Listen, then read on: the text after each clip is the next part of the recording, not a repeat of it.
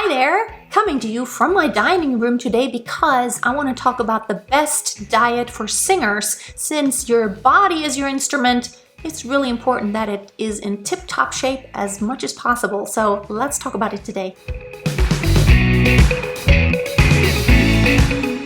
Hi and welcome to today's video. In case you don't know me yet, my name is Freya and I'm a professional singer and vocal coach from Germany.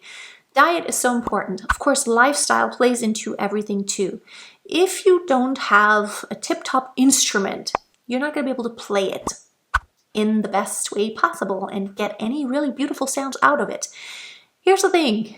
If you've ever bought a really cheap instrument that's made very cheaply, you will know it's no fun playing it because you might as well just not play. Especially a beginner can't learn on a really cheap instrument. It's no fun. It doesn't respond. It just doesn't get the right sounds. It's no fun. It sounds crappy. I used to teach the flute, and then my students, sometimes I had a student and she could not do the low C, and so I tried it out. I was like, why can't you get it out? It won't even come out.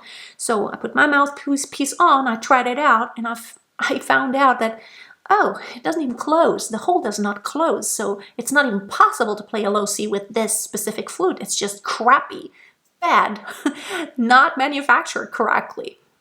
So if your instrument, and as a singer, your body as your instrument, is not in its best shape, you are sacrificing a lot of sound that you could be making. Now, make no mistake, singing is a lot of physical work. It's not easy. You have to engage a lot of different muscles, your support, your breathing. It is a lot of work, and it can be at times physically exhausting.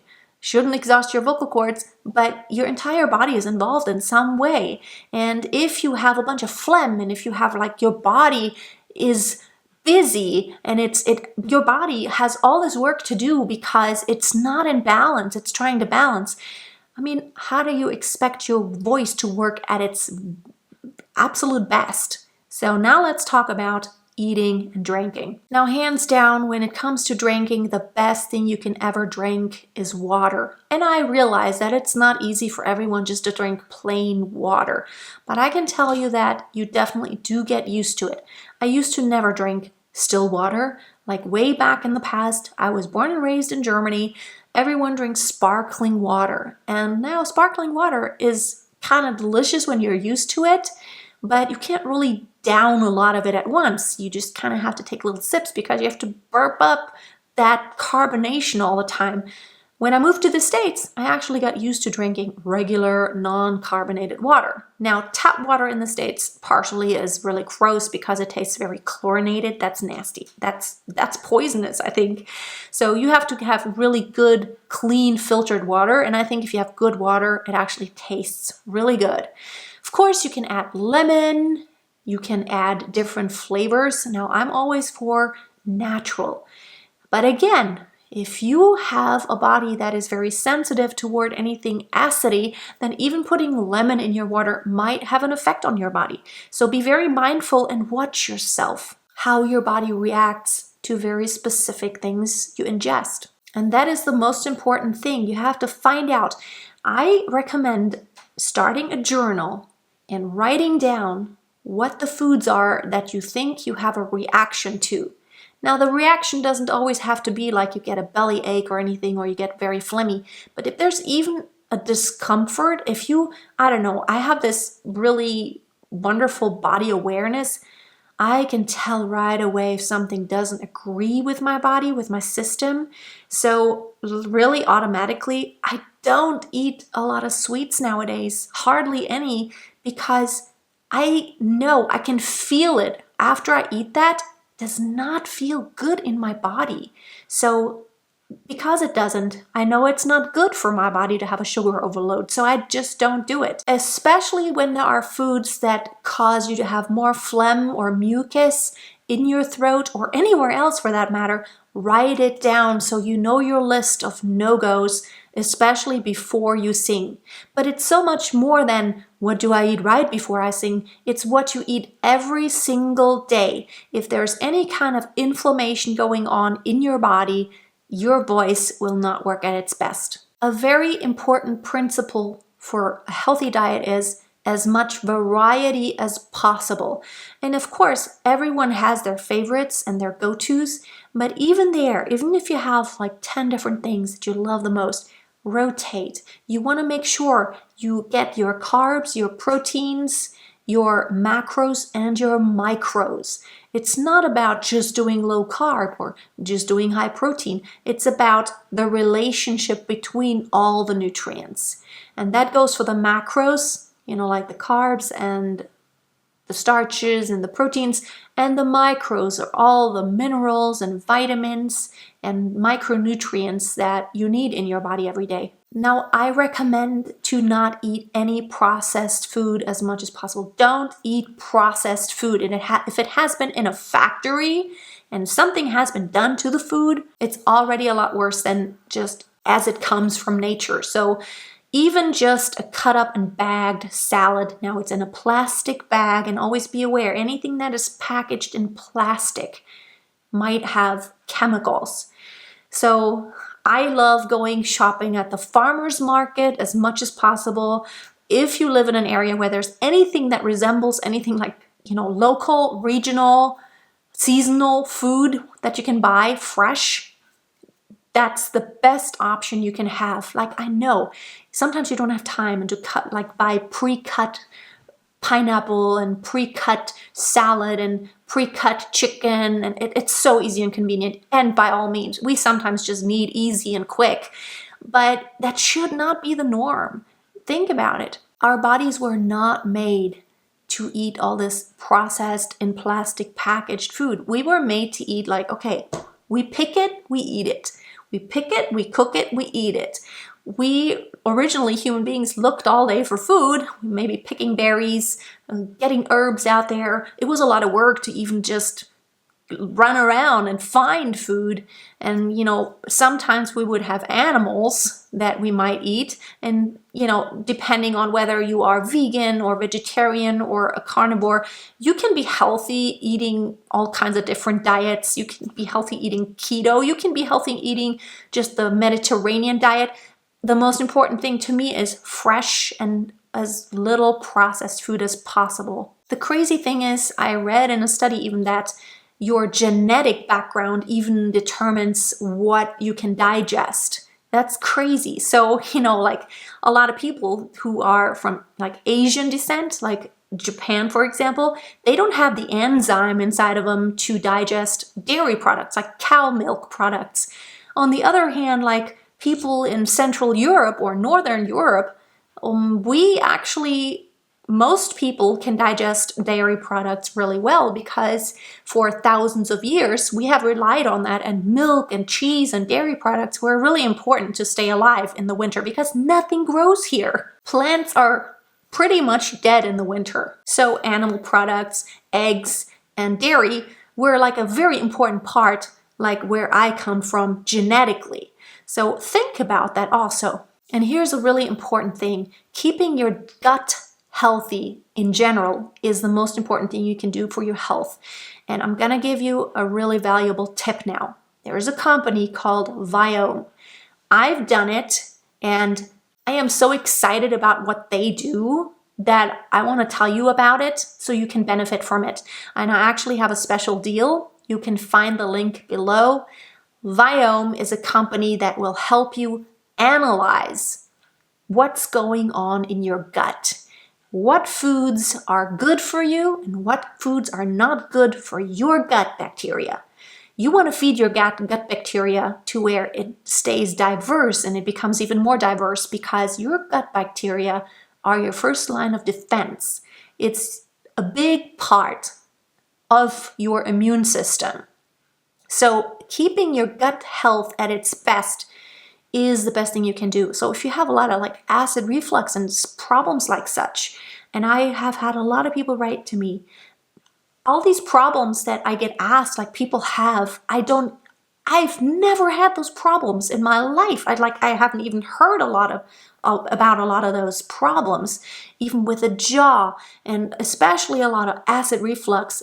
That has something to do with your digestive tract, your gut. Something is not in balance. And so if you want to find out what are the foods that are going to be good for my body, specifically for me individually?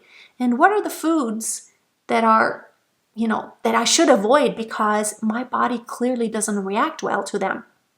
They have an app, so you will send in a sample, a stool sample. Don't worry, it's not that hard. If, you just take a little sample, they give you all the tools that you need to collect. It's really cool. They have this kit that you order, and then I think they do it internationally by now. I live in Germany, and so I think they have like labs all over the world by now, because the mission that this company has is like they want to help the world heal their gut and help like the entire population of the world to get healthier. So if you want to do something good, have that checked. And it's so fun. They have this app in which they will list all, your personal portfolio, if you will. It's so cool. One last tip I have for you is intermittent fasting. That's something I've been practicing for a few years, and it is very helpful. So human beings are actually not made to be grazers, like to eat from morning till dawn, right? Like as long as you're awake, eating. That's a lot of us do that nowadays. We start eating in the morning, and then we snack, and then we have another snack, and then we have another meal, and then we have another snack, and we have coffee, and then blah, blah, blah, blah, blah. Like not just coffee, but we have like creamed coffee and all this stuff. Lots of grazing going on. And so as long as your body is busy digesting the entire time, it never gets into repair mode. You heard of keto maybe. Keto is like a diet that is conducive to you getting into a ketonic stage, meaning when you start pulling out, like producing ketones, that is when your body will get into repair mode instead of just maintenance and digestive mode. So you want to avoid being busy with digesting all the time. So just those 8 hours that you sleep at night, that's not a lot of time for your body to have rest. It is proven that intermittent fasting lowers the risk of cancer and even, slows down the growth of cancer cells because it kind of starves it out. But you don't starve, of course. But if you can just widen your window during which you don't eat and make that window during which you eat in the day, just make it a shorter period of time. Maybe you can start having a later breakfast, maybe push it back 1 hour, and then at night you can eat maybe 30 minutes earlier, and then, gradually you just eat just a few hours during the day. Maybe you start out with 12 hours of eating, and then you shorten it to 10 hours and then to 8 hours. 8 hours is okay, but if you can even get it to 6 hours of eating, that is really awesome. And here's the cool thing. There's something called ghrelin. This is what your body produces to tell you, hello, I'm hungry. That hormone or that chemical tells your brain, it's like, okay, I'm hungry. Now we need to eat. But the cool thing is, it is a total habitual thing. It follows the pattern that you have been living by.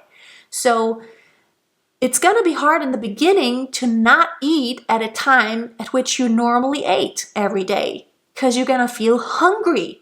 Your body tells you this is when we eat, so we need to eat, because your body is really good at telling you to maintain to where, this is what we always do, and that's what we need to do to stay alive. You feel hunger, you feel thirst to protect yourself from dying. I think that's quite cool. I mean, like, how do you know when to eat? How do you know when to drink? But the cool thing is that the ghrelin, it can you can change that curve when it spikes, and that is so cool. I can tell you that the first 2 days are going to be really hard when you don't eat when you normally eat. Even if it's just an hour later, you're going to feel so hungry. But after 3, 4, 5 days, your body totally gets used to it. And it's not that hard for me now to not eat till noon or a little bit later than that. And, maybe have that 6-hour window, eat from noon to 6. It's not that hard anymore. And I used to be like, I'm starving. And here's the cool thing. You don't really lose that skill, if you will. Even if you go back to eating like for a few days, like 12 hours a day, Once you get back to intermittent fasting, that happened for me because I went back and forth several times. You know, there were times when I did intermittent fasting and then I didn't do it again, depending on what my goals are in life. You know, when I worked out a lot or I was pregnant, those are not times when I will do intermittent fasting because my body needs nutrients all the time. But the cool thing is your body, it's like a memory thing. Your body remembers.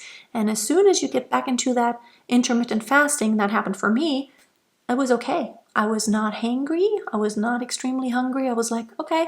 After one day, my body was like, okay, that's what we're doing now. So I'm very, very passionate about health. I'm really a nerd when it comes to that. I have been a biology nerd all my life, pretty much. I majored for biology for a little bit, and I took all the advanced classes, and I read probably about 200 books about biology. I mean, like I read entire books about like just mitochondria and a different aspect about the gut.